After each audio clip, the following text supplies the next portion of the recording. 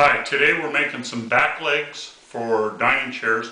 We're making a set of 8 walnut dining chairs, and we want all the back legs to be just perfect, and we want them all the same. So in SketchUp, we printed out a template, taped it together, glued it to some MDF, and then very carefully faired in all these shapes so that the template is very accurate.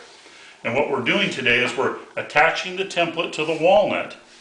First, the walnut is band-sawed out rough, a little bit oversized, and then we attach the template to the walnut using these clamps, and we run it through the shaper and flush trim it, and we end up with a very accurate leg. There's the end results right there. You can see the rough cut one and the finished one. So they turn out very, very good. So we've got a bunch of them done over here. This is our last one.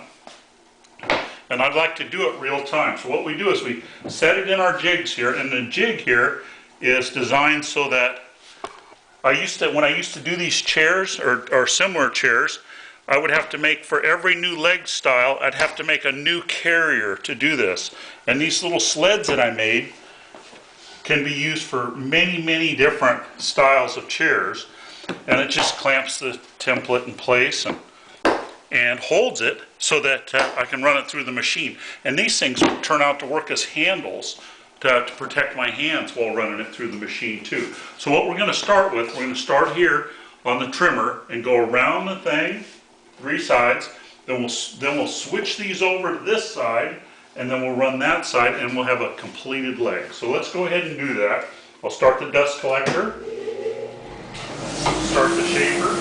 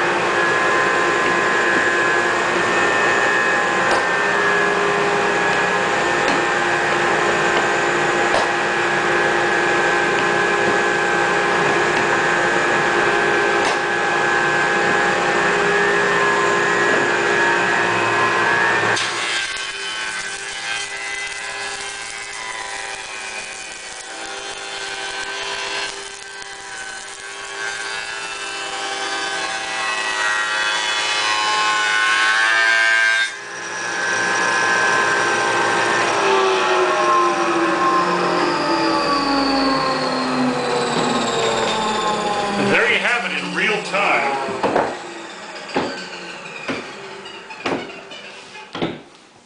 Number 16 leg. Perfectly shaped and ready for joinery. So this makes them all the same, and who doesn't like good looking legs? Thanks.